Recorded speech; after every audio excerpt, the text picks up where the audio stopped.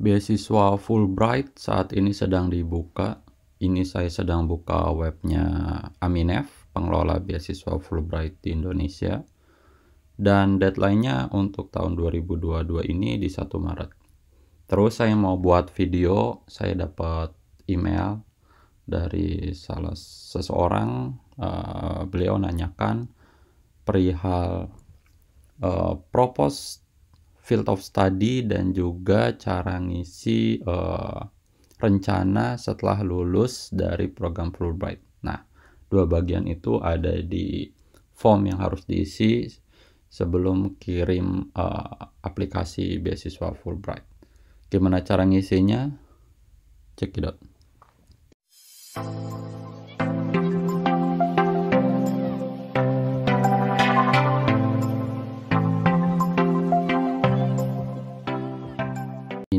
Nah, ini aplikasi beasiswa Fulbright yang saya isi di tahun 2020 saat saya apply. Ini form untuk program PhD S3 dari Dikti yang saya isi, tapi ternyata pas saya isi dari program yang Dikti Funded Fulbright, ternyata di tahun 2020 saat saya apply, ini tuh programnya lagi ditiadakan. Terus yang tahun ini juga sepertinya juga masih ditiadakan terlebih dahulu. Jadi kalau dosen-dosen mau apply pakai jalur yang umum, PhD yang umum. Nah, sekarang kita lihat rencana setelah lulus dari Fulbright mau ngapain. Nah, ini ada bagian study plan. Nah, di bagian study plan ini ada proposed field of study and future plans. Nah, dua bagian ini yang ditanyakan oleh salah seorang yang kirim email ke saya. Nah, yang saya isi adalah seperti ini ya. Isiannya adalah pertama, kita harus nentuin, harus sudah tahu mau ngambil di jurusan apa. Saya mau ngambil di Fakultas Pendidikan. Terus diminta lagi spesialisasinya tuh mau apa. Kita harus sudah tahu spesialisasinya tuh apa. Lantas spesialisasi yang saya pilih adalah teknologi di pendidikan matematik. Jadi saya di Fakultas Pendidikan, terus mau di jurusan pendidikan matematik, terus disertasi saya itu pengennya apapun yang berhubungan sama teknologi di pendidikan matematika. Terus kalau kita scroll lagi, di sini ada dua pertanyaan, ada kotak khusus sendiri. Pertama, kotak yang pertama itu kita diminta ngejelasin propose field of study. Jadi rencananya mau ngapain tuh nanti di Amerika, belajar apa. Ada syaratnya yaitu maksimal 150 kata nulisnya. Terus ini saya yang saya isi adalah di sini sebagai orang yang tinggal di negara berkembang yaitu Indonesia, saya pikir pendidikan merupakan kunci utama dalam perkembangan suatu bangsa agar dia menjadi negara yang maju. Contohnya, Amerika Serikat itu selalu memprioritaskan pendidikan. Terbukti bahwa banyak universitas di Amerika Serikat itu selalu mendapat ranking tertinggi di universitas-universitas yang ada di dunia. Khususnya saya akan mengambil jurusan pendidikan matematika. Kenapa? Karena ranking PISA untuk negara Indonesia itu khususnya matematika itu masih rendah, yaitu peringkat 74 dari 79 negara yang disurvei. Selain itu saya juga tertarik ngambil pendidikan teknologi, tertarik di teknologi di pendidikan matematika. Saya akan belajar cara mengembangkan mobile learning yang kemudian akan saya implementasikan di Indonesia. Ini yang saya tulis di field of study. Jadi yang saya tekankan tadi harus tekanin lagi mau ngapain aja di jurusan pendidikan. Terus spesifik lagi saya tulis di pendidikan matematik. Terus saya tulis lagi teknologi pendidikan matematik. Terus saya tulis lagi mobile learning. Jadi spesifik tuh. Jadi bukan cuma tahu mau ngambil jurusan apanya, tapi nanti proyeknya, spesialisasinya, topik disertasinya itu mau apa. Kita juga harus sudah tahu dari awal.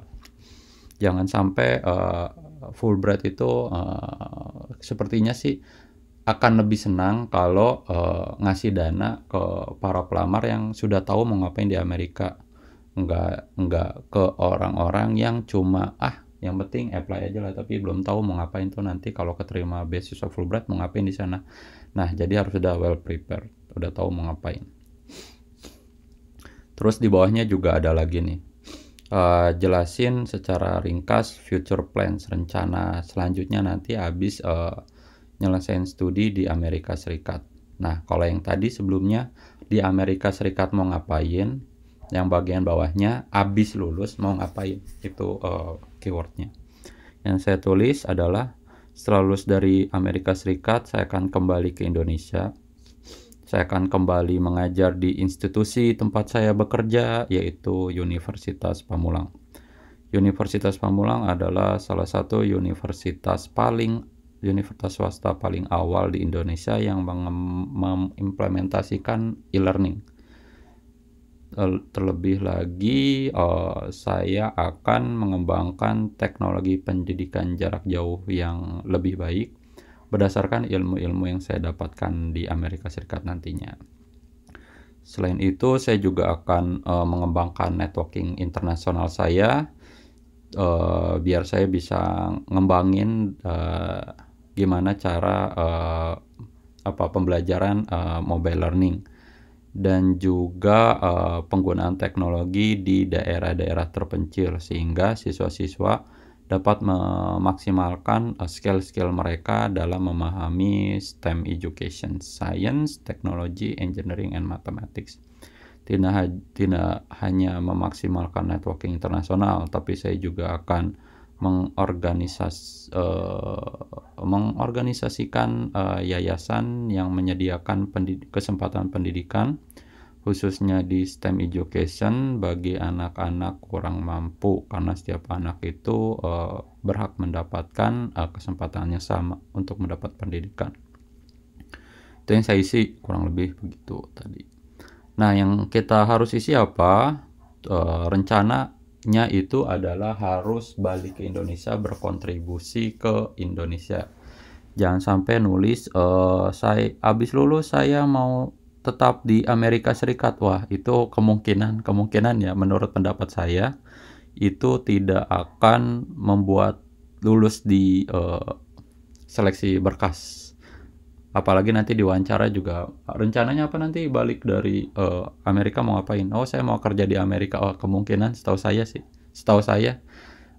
kalau jawabannya kayak gitu nggak bakalan lulus beasiswa Fulbright.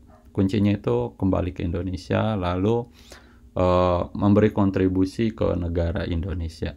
Itu yang saya tahu ya. Tolong, ini pendapat pribadi, bukan pendapat dari Aminef. Ini yang saya tahu saja. Terus lebih spesifik di Indonesia pas balik mau ngapain, saya nulis karena saya kemarin punya organisasi kecil-kecilan untuk membantu anak-anak yatim piatu dan anak-anak siswa-siswa di daerah pedalaman. Jadi saya akan menggunakan networking yang saya dapatkan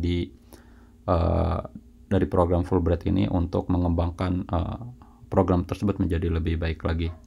Terus saya tulis lagi rencananya, sebelumnya kan saya nulis di field of study-nya itu mau ngembangin teknologi pendidikan khususnya mobile learning.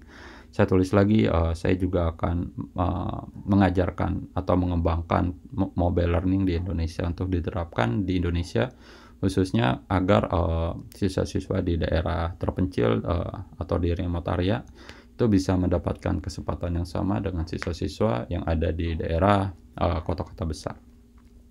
Kurang lebih itu isian dari saya. Semoga bermanfaat, semoga lulus beasiswa yang diimpikan dan belajar di negara yang diimpikan. Semoga bermanfaat. Terima kasih.